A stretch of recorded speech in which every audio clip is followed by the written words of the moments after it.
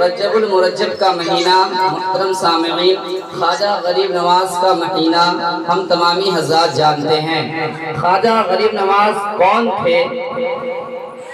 تو خواجہ غریب نواز آج ہندوستان میں جس کی بھی حکومت ہو لیکن ہندوستان کا کوئی راجہ ہے تو وہ خواجہ غریب نواز کی ذات ہے۔ ہندوستان کا راجہ، ہندوستان کا بادشاہ، ہندوستان کا کوئی سلطان ہے تو وہ خواجہ غریب نواز کی ذات ہے۔ خواجہ غریب نواز جس علاقے میں پیدا ہوئے تھے اس علاقے کا نام سنجر ہے۔ آپ سنجر کی سرزمین پر پیدا ہوئے تھے۔ یہ علاقہ بھی بڑے ہی نیکوکار اور نیک پرہیزگار لوگوں کا علاقہ تھا۔ اس علاقے والوں کی عادت یہ تھی کہ وہ لوگ تہجد کی نماز کے لیے اٹھا کرتے تھے۔ وہ لوگ تہجد کی نماز پڑھا کرتے تھے۔ تہجد کی نماز فجر کی نماز سے پہلے پڑھی جاتی ہے۔ تہجد کا وقت عشاء کی نماز کے پڑھنے کے بعد اور فجر کے وقت شروع ہونے سے پہلے تہجد کا وقت ہوتا ہے، اس سے پہلے تہجد کی نماز پڑھی جاتی ہے۔ تو وہ لوگ تہجد کی نماز پڑھنے کے لیے اٹھا کرتے تھے۔ ایک مرتبہ ایک دن گاؤں کا ایک شخص بیدار ہوا تو کیا دیکھا کہ آسمان میں روشنی پھیلی ہوئی ہے۔ اس وقت تو گھڑی تھی نہیں جو ٹائم دیکھا جا سکے، تو اس شخص نے دیکھا، جیسے ہی بیدار ہوا تو دیکھا کہ آسمان میں روشنی پھیلی ہوئی ہے، تو اسے بڑا افسوس ہوا کہ اب تو روشنی ہو گئی ہے، اب تو فجر کا وقت شروع ہو گیا، کیونکہ جب روشنی ہو جاتی ہے، آسمان میں روشنی پھیل جاتی تو فجر کا وقت شروع ہو جاتا، اور جب فجر کا وقت شروع ہو جاتا ہے تو تہجد کا وقت ختم ہو جاتا۔ تو وہ شخص بڑا پریشان ہوا کہ آج تہجد کی نماز قضا ہو گئی۔ قربان جاؤ مسلمانوں، آج ہمارا حال کیا ہے؟ وہاں کے لوگ اگر تہجد کی نماز قضا ہو جائے تو انہیں افسوس ہوتا تھا۔ آج ہم پنج وقتہ نماز چھوڑ دیتے ہیں، قضا تو دور کی بات، جان بوجھ کر چھوڑ دیتے ہیں، لیکن ہمیں افسوس نہیں ہوتا۔ مسلمانوں، دنیا میں اگر رب نے ہمیں بھیجا ہے تو اپنی عبادت کے لیے بھیجا ہے۔ خدا کا فرمان ہے وَمَا خَلَقْتُ الْجِنَّ وَالْإِنسَ إِلَّا لِيَعْبُدُونَ، کہ ہم نے جنات اور انسان کو دنیا میں اپنی عبادت کے لیے پیدا کیا ہے۔ مسلمانوں، اگر رب نے ہمیں اتنی نعمتیں دی ہیں، رب نے ہمیں آنکھ جیسی نعمت سے نوازا، کان جیسی نعمت سے نوازا، رب نے ہمیں رہنے کے لیے زمین عطا کی، رب نے ہمارے رہنے کے لیے آسمان کا سایہ لگایا، رب نے ہمیں اتنی نعمتیں عطا کی، رب ہمیں رزق دیتا ہے، رب ہمیں کھلاتا ہے، رب ہمیں پلاتا ہے، کیا ہم سے اتنا نہیں ہو سکتا کہ رب کی نام پہ، رب کی رضا کے لیے ہم 5 وقت مسجد میں حاضر ہو سکتے ہیں؟ سبحان اللہ، سبحان اللہ۔ محترم سامعین، قسم خدا کی غور کرنے کا مقام ہے۔ آج اگر مسلمانوں کے علاقے میں، مسلمانوں کے محلوں میں جایا جائے تو ایسا نہیں لگتا کہ یقیناً یہ مسلمانوں کا محلہ اور مسلمانوں کا علاقہ ہے، کیونکہ آج مسلمانوں نے اپنی تہذیب کو ہی چھوڑ دیا ہے۔ الغرض میں یہ عرض کر رہا تھا کہ خواجہ غریب نواز جس علاقے میں پیدا ہوئے اس علاقے کے لوگ تہجد کی نماز پڑھا کرتے تھے۔ تو ایک شخص بیدار ہوا، دیکھا آسمان پر روشنی پھیل گئی ہے، تو اسے بڑا افسوس ہوا کہ میرے تہجد کی نماز قضا ہو گئی ہے۔ پھر دوسرا شخص بیدار ہوا، اس نے بھی دیکھا کہ آسمان پہ روشنی پھیل گئی، اسے بھی افسوس ہوا۔ اس طرح سے سب لوگ اٹھتے گئے اور اٹھنے کے بعد جب سبوں نے دیکھا کہ آسمان پہ روشنی پھیل گئی ہے تو سب کو بڑا افسوس ہونے لگا کہ آج ہم لوگوں کی تہجد کی نماز قضا ہو گئی ہے۔ سب لوگ اب اس قرض سے کہ تہجد کی نماز قضا ہو گئی ہے، اب ہم مسجد کو جاتے ہیں، فجر کی نماز ادا کریں گے۔ سب لوگ اپنے اپنے گھروں سے نکلے، گھروں سے نکلنے کے بعد چوراہے پر پہنچے، سارے لوگوں کی آپس میں ملاقات ہوئی، سبوں نے بات کیا اور افسوس کا اظہار کیا کہ یار آج بڑا غضب ہو گیا، بڑے افسوس کی بات ہے کہ آج تہجد کی نماز ہم لوگوں کی قضا ہو گئی ہے، چلو مسجد چل کر اب فجر کی نماز ادا کر لیتے ہیں۔ لوگ آگے بڑھنے لگے، جیسے یہ آگے بڑھنے لگے تو ادھر سے حضور خواجہ غریب نواز کے والد والد گرامی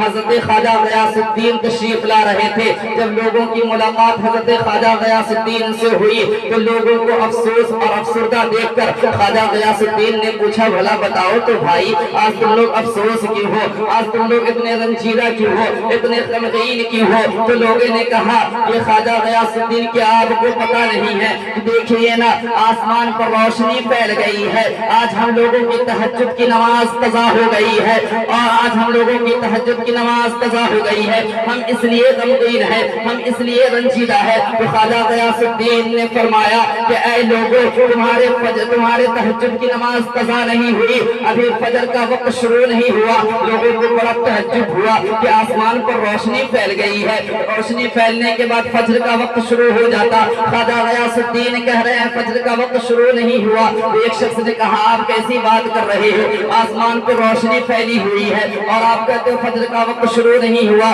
تو خواجہ غیاث الدین نے فرمایا اے لوگوں میں سچ کہہ رہا ہوں کہ ابھی فجر کی وقت شروع نہیں، فجر کا وقت شروع نہیں ہوا، بلکہ آج کی شب میں ہمارے گھر میں ایک بیٹے کی پیدائش ہوئی ہے، جب سے وہ بچہ پیدا ہوا ہے تب سے آسمان پر روشنی پھیلی ہوئی ہے، اور تم تو صرف یہی دیکھ رہے ہو، بلکہ جب سے وہ بچہ پیدا ہوا ہے میرے گھر کی در و دیواریں چمک رہی ہے۔ تبھی تو سیدی اعلیٰ حضرت ارشاد فرماتے ہیں کہ تو ہے عین نور تیرا، سب گھرارہ نور کا، تیری نسل پاک میں ہے، بچہ بچہ نور کا ہے، عین نور تیرا، سب گھرارہ سبحان اللہ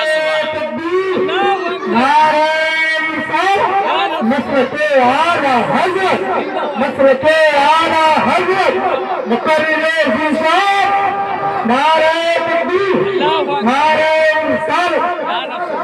یہ خواجہ غریب نواز کی ذات تھی کہ جس شب آپ کی ولادت ہوئی تھی آسمان پہ ایک روشنی پھیلی ہوئی تھی، اور صرف آسمان پہ ہی نہیں بلکہ آپ کے گھر کے در و دیوار میں بھی نور کی چمک آ رہی تھی، کیونکہ حضور خواجہ غریب نواز سرور کائنات صلی اللہ علیہ وسلم کی اولاد سے تھے، اور حضور کی اولاد سے جو ہو وہ یقیناً نور ہوتا ہے، اور نور کی چمک خواجہ غریب نواز کے در و دیوار سے آ رہی تھی۔ میں چاہتا ہوں کہ آپ کے گوشے گزار خواجہ غریب نواز کی ہی کچھ زندگی کر کے اپنے بیان کو ختم کروں گا۔ خواجہ غریب نواز کو خود سرور کائنات آپ جب پیدا ہوئے سنجر کی سرزمین پر تو آپ کے والد گرامی یہ سوچنے لگے کہ کیا نام رکھا جائے۔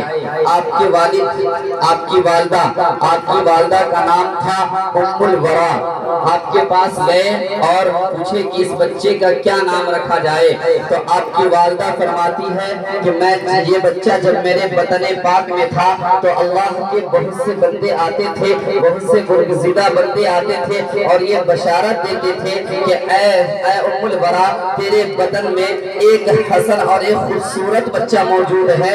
تو خواجہ غریب نواز کی والدہ نے فرمایا کہ ہم اس بچے کا نام حسن ہی رکھ دیتے ہیں، تو آپ کا جو نام ہے وہ نام ہے حسن، جو اصل نام ہے وہ نام ہے حسن۔ آپ کے 4-5 سال کا زمانہ ہوگا کہ ایک مرتبہ آپ اپنے والد گرامی کے ساتھ عیدگاہ میں عید کے دن تشریف لے جا رہے تھے، عیدگاہ میں جا رہے تھے، آپ تشریف لے جا رہے تھے، اپنے والد گرامی کے ساتھ جا رہے تھے، عید کا دن تھا، ہر طرف چہل پہل تھی، لوگوں میں خوشیاں دوڑ رہی تھی، ہر کوئی خوشی منا رہا تھا، ہر کوئی خوشی سے جھوم رہا تھا، بچے کھیل رہے تھے۔ خواجہ غریب نواز بھی اپنے والد کے ساتھ عیدگاہ کی طرف تشریف لے جا رہے تھے، راستے میں ان کی نظر ایک بچے پر پڑی جو راستے کے کنارے کھڑا ہے، پھٹا پرانا کپڑا پہنے ہوا ہے۔ خواجہ غریب نواز کو ترس آ گیا کہ بھلا آج عید کا دن ہے، ہر کوئی خوشی میں جھوم رہا ہے، بچے خوشی سے جھوم رہے ہیں، بڑے بھی خوشی منا رہے ہیں، یہ بچہ راستے کے کنارے کھڑا ہے، پھٹا پرانا کپڑا پہنے ہوا ہے۔ خواجہ غریب نواز نے اپنے والد کو کہا کہ ابو آپ یہی ٹھہریے، اور آپ فوراً دوڑ کر اپنے گھر تشریف لے گئے، اور خواجہ غریب نواز نے اپنے گھر سے اپنا سب سے بہترین کپڑا لے کر آیا اور لے کر اس بچے کو پہنایا، اور پہنانے کے بعد اس بچے کو لے کر آپ عیدگاہ کی طرف چلنے لگے۔ جب عیدگاہ کے قریب پہنچے تو غیب سے آواز آئی کہ اے حسن اب تک تیرا نام حسن تھا، آج سے تو غریب نواز ہے۔ سبحان اللہ، سبحان اللہ، واہ تو یہ غریب نواز خواجہ غریب نواز کی غیبی لقب ہے۔ جب آپ نے بچپنے میں غریب پروری کی تھی تو یہ لقب آپ کو نوازا گیا تھا، یہی غریب نواز ہے۔ اور یقیناً خواجہ غریب نواز تھے، اور ایسے غریب نواز تھے۔ غریب یہ اگر اردو میں بولا جائے تو اس کا مطلب ہوتا ہے جس کے پاس پیسہ نہ ہو، جس کے پاس دولت نہ ہو۔ لیکن اگر یہی لفظ عربی میں بولا جائے تو عربی میں مطلب ہوتا ہے جو اجنبی ہو، جسے ہم جانتے نہ ہو۔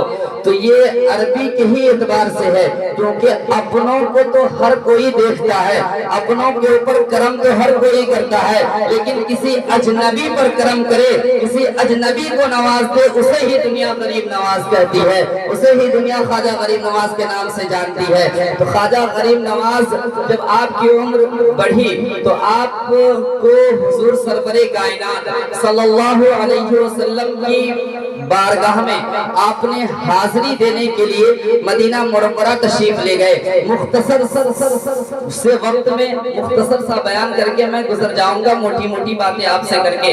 آپ جب مدینہ منورہ تشریف لے گئے، روضہ انور کی آپ نے زیارت کی، زیارت کرنے کے بعد وہیں پہ آپ کو نیند آ گئی۔ نیند آنے کے بعد نبی سرور دو جہاں سرور کون و مکان آپ کے خواب میں تشریف لائے، آپ کو بتائے کہ اے معین الدین، تم کو ہندوستان کے لیے بنایا گیا ہے، تم ہندوستان چلے جاؤ۔ خواجہ غریب نواز بیدار ہوئے، بیدار ہونے کے بعد آپ کی کیفیت بدل گئی کہ ہندوستان تو میں جانتا نہیں ہوں، ہندوستان کا تو میں راستہ دیکھا نہیں ہوں، میں ہندوستان کیسے جاؤں گا، میں ہندوستان کیسے پہنچوں گا۔ آپ اسی سوچ میں تھے کہ میں ہندوستان کیسے پہنچوں گا، پھر آپ کی آنکھ لگ گئی، پھر سرور کون و مکان سرکار مصطفیٰ صلی اللہ علیہ وسلم خواب میں تشریف لائے اور آپ کو مدینے سے لے کر ہندوستان کا راستہ بتا دیے، ہندوستان کا راستہ بتا دیے۔ جب آپ بیدار ہوئے تو آپ صرف اپنے پیچھے اپنی 40 مریدوں کی جماعت لے کر ہندوستان کے لیے نکل گئے، ہندوستان کے سفر میں آ گئے۔ آپ لاہور سے ہوتے ہوئے دلی ہوتے ہوئے اجمیر پہنچے۔ جب اجمیر آپ پہنچنے والے تھے،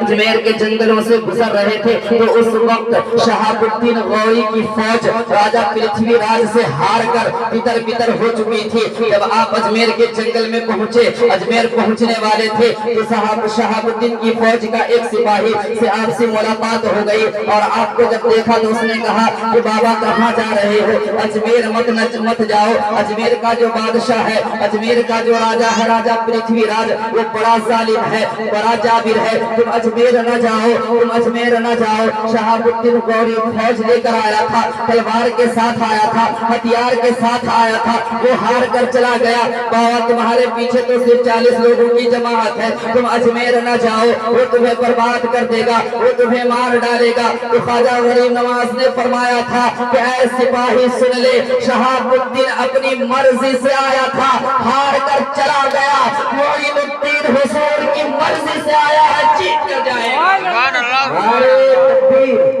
نعرے رسالت، مسلک اعلیٰ حضرت، مسلک اعلیٰ حضرت۔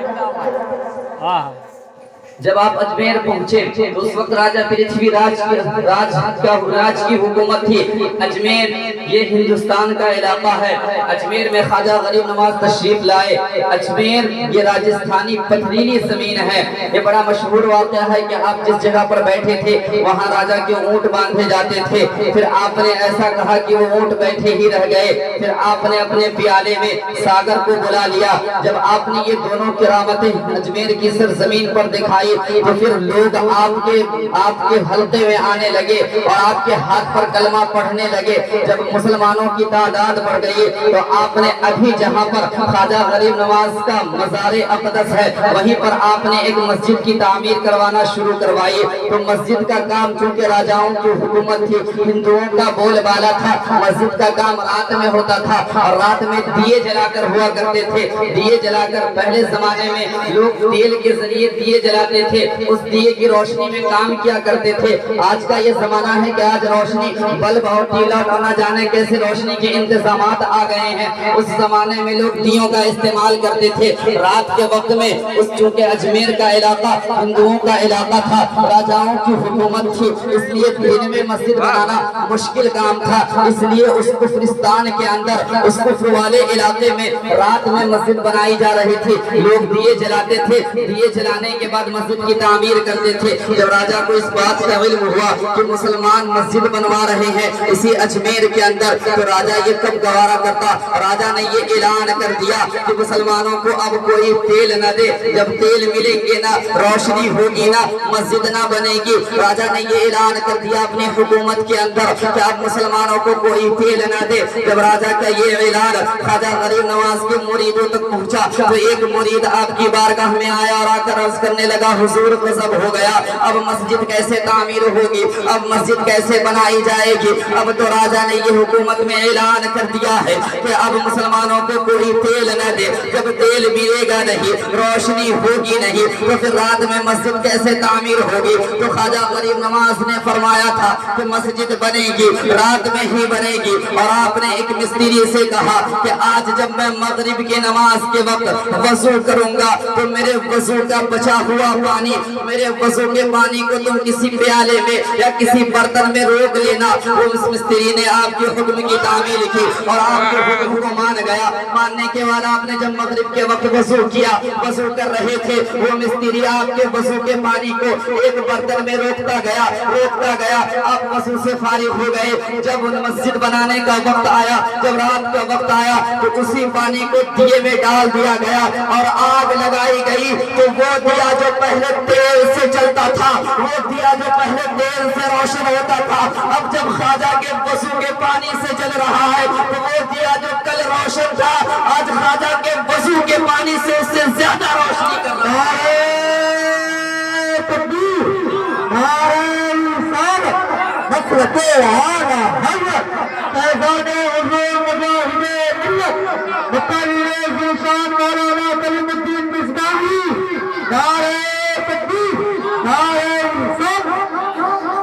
حضرات، یہ تھا خواجہ غریب نواز کا کرم کہ آپ کے بنائے ہوئے وضو کے پانی میں اتنی قوت رب نے پیدا کر دی تھی کہ وہ تیل سے زیادہ روشنی پیدا کر رہا تھا۔ جبکہ یہ ایک عادت ہے کہ تیل ہی روشنی کیا کرتا ہے، پانی کبھی جلا نہیں کرتا، لیکن یہ خواجہ غریب نواز کی کرم نوازی تھی، آپ کی برکت تھی کہ رب نے آپ کے وضو کے پانی میں یہ طاقت پیدا کر دی تھی کہ وہ روشنی پیدا کر رہی تھی۔ میرے محترم، میں وقت کو مد نظر رکھتے ہوئے بس خواجہ غریب نواز کی تعلیمات کی روشنی میں ایک بات عرض کر کے اپنی گفتگو کو ختم کروں گا کہ خواجہ غریب نواز نے ہندوستان میں جو اسلام کا دیا جلایا، اسلام کو روشن کیا اور اسلام کو پھیلایا، تو وہ آپ نے تلوار کی زور پر نہیں، فوج اور سپہ سالار کی زور پر نہیں، بلکہ آپ نے اپنے کردار سے، اپنے اخلاق سے ہندوستان کے اندر آپ نے اسلام کی روشنی پھیلائی اور اسلام کو پھیلایا آپ نے اپنے اخلاق سے۔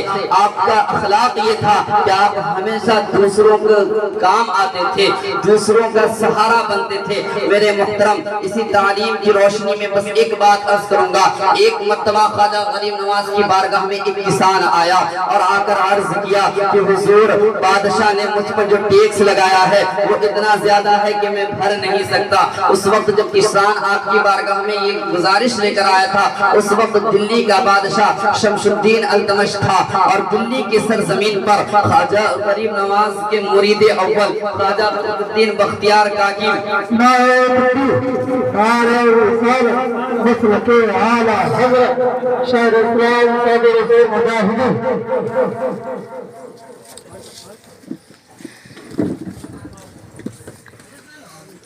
درود پاک پڑھیے صلی اللہ علیہ نبی الامی و آلہ صلی اللہ علیہ وسلم صلاۃ و سلام علیک یا رسول اللہ صلی اللہ تعالی علیہ وسلم۔ حضرات محترم مفتی صابر حسین مجاہد صاحب کی بھی آمد ہو چکی ہے، آپ لوگ ان کی زیارت کریں۔ تھوڑے سے وقت میں اپنی گفتگو کو ختم کروں گا۔ وہ کسان جب آپ کی بارگاہ میں آیا اور آ کر عرض کیا حضور بادشاہ نے ہم پر جو ٹیکس لگایا ہے وہ ٹیکس ہم بھر نہیں سکتے، وہ زیادہ ہے، اور میں نے سنا ہے کہ بادشاہ آپ کے مرید کا مرید ہے، آپ اگر کہہ دیں گے اس سے تو وہ ہمارا ٹیکس معاف کر دے گا۔ آپ نے اس کسان سے کہا کہ چلو تمہارے معاملے کو لے کر ہم دلی چلتے ہیں۔ آپ اس کسان کو لے کر دلی پہنچے۔ جب دلی میں یہ خبر پہنچ گئی کہ خواجہ غریب نواز دلی تشریف لا رہے ہیں تو بادشاہ اور خود خواجہ قطب الدین بختیار کاکی خواجہ غریب نواز کی استقبال کے لیے دلی کے شہر سے باہر تشریف لائے، اور وہیں پر آپ سے ملاقات ہوئی۔ ملاقات ہونے کے بعد بادشاہ نے عرض کیا حضور دلی کیسے آنا ہوا، دلی کیسے تشریف لائے؟ تو خواجہ غریب نواز نے فرمایا کہ یہ میرے علاقے کا کسان ہے، میرے شہر کا کسان ہے، اس کی عرضی یہ ہے کہ تمہاری حکومت نے اس پر جو ٹیکس لگایا ہے وہ ٹیکس یہ بھر نہیں سکتا، میں تم سے گزارش کرنے آیا ہوں کہ تم اس کسان کے ٹیکس کو کچھ کم کر دو۔ تو بادشاہ حیرت زدہ رہ گیا۔ بادشاہ نے کہا کہ حضور مجھے اس کا علم نہیں، سپاہیوں کی کرتوت ہوگی، سپاہیوں نے ایسا کیا ہوگا۔ اور پھر عرض کرنے لگا حضور اتنی سی بات کے لیے آپ اجمیر سے دلی کا سفر کیوں کیے؟ آپ صرف اس کو کوئی خط لکھ کر دے دیتے، یہ خط لا کر ہماری بارگاہ میں پیش کر دیتا، اس خط کو دیکھنے کے بعد ہم اس کا ٹیکس کم کر دیتے۔ آپ صرف اس کو اتنا کہہ دیتے کہ تو بادشاہ کی بارگاہ میں جا اور جا کر کہہ دینا کہ غریب نواز نے کہا ہے ٹیکس کم کرنے کے لیے، ہم آپ کے نام پر ٹیکس کم کر دیتے، آپ اجمیر سے دلی کیوں تشریف لائے؟ میرے محترم ذرا غور سے سننا، خواجہ کی اس تعلیم کو اپنے ذہن میں بسانا۔ تو خواجہ غریب نواز نے فرمایا کہ ہاں التمش میں جانتا ہوں کہ اگر میں خط دے دیتا اور یہ خط لے کر تمہاری بارگاہ میں آتا تو بھی کام ہو جاتا، اگر میں اس کو یہ کہہ دیتا کہ میرا نام تیری بارگاہ میں لے لیتا تو بھی کام ہو جاتا، لیکن اگر میں اس کے ساتھ نہ آتا تو پھر مجھے وہ ثواب کیسے ملتا؟ تو کسی کی مدد کرنے کے لیے چلنے پر مرتا ہے، جس کے بارے میں سرور کائنات صلی اللہ علیہ وسلم نے فرمایا کہ اگر کوئی شخص کسی کی مدد کرنے کے لیے 2 قدم چلتا ہے تو اللہ تبارک و تعالی اس کے نام اعمال میں مسجد نبوی شریف میں 200 رکعت نماز پڑھنے کا ثواب عطا۔ سبحان اللہ سبحان اللہ۔ یہ تھی خواجہ کی تعلیم میرے محترم۔ آج ہم اپنے معاشرہ میں دیکھیں کسی کی مدد کرنا تو دور، کسی کو ستانے کی کوشش کی جاتی ہے۔ آج انسان اور خصوصیت کے ساتھ مسلمان اپنے دکھ سے نہیں دوسرے کے سکھ سے پریشان ہے۔ انسان اپنے دکھ سے پریشان نہیں ہے، دوسرے کے سکھ سے پریشان ہے۔ ہمارا پڑوسی اتنا اچھا کیسے کر رہا ہے، اتنی اچھی عمارت کیسے بنا رہا ہے، اتنا اچھا کپڑے کیسے پہن رہا ہے۔ میرے محترم اپنے مسلمان بھائیوں سے حسد کرنا اور اپنے مسلمان بھائیوں کا برا جانا اور مسلمانوں کو ستانا اور مسلمانوں کو تکلیف پہنچانے سے باز آئیے، کیونکہ ہمارا مذہب جس مذہب کو خواجہ غریب نواز نے ہندوستان میں پھیلایا اور جس مذہب کے ماننے والے ہیں وہ مذہب تو ہمیں یہ تعلیم دیتا ہے کہ جانوروں پر بھی ظلم نہ کیا جائے، جانوروں پر بھی ظلم نہ کیا جائے۔ پھر ہم کسی انسان کو کیسے ستاتے، کسی انسان کو کیسے تکلیف دیتے؟ ہمارا مذہب تو اتنا پیارا مذہب ہے کہ اگر ہمارے مذہب کی تعلیم یہ ہے کہ اگر انسان مسلمان کے راستے سے کوئی تکلیف دہ چیز کو ہٹا دے تو وہ بھی صدقہ ہے، صدقہ کرنے کا ثواب ملتا ہے۔ پھر بھی ہمارے محترم اور بزرگوں ہم نے کیا سبق سیکھا ہے؟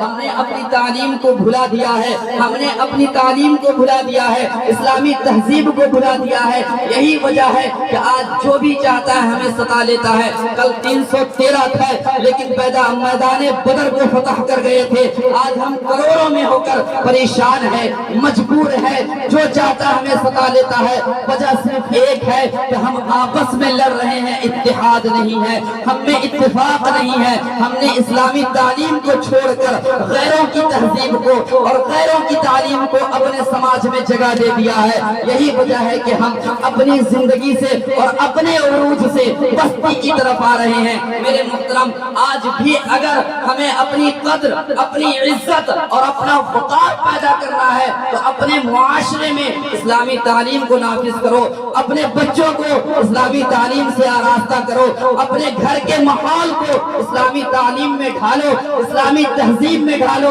اپنی گھر کی عورتوں کو اسلام کے پردہ کرنے کا طریقہ بتاؤ۔ یقیناً کل جیسے 313 کامیاب ہوئے تھے، آج ہم بھی کامیاب ہوں گے، لیکن شرط ہے نبی کا سچا عشق اور اسلام کی سچی تعلیم پر عمل کرنا سیکھو۔ میرے محترم، انہی چند جملوں کے ساتھ میں اپنی گفتگو کو ختم کروں گا۔ رب قدیر سے دعا کروں گا، رب قدیر مولا کائنات، مولا تبارک و تعالی مجھ سے بولنے میں جو غلطیاں ہوئی ہیں اپنے فضل و کرم سے معاف عطا فرما۔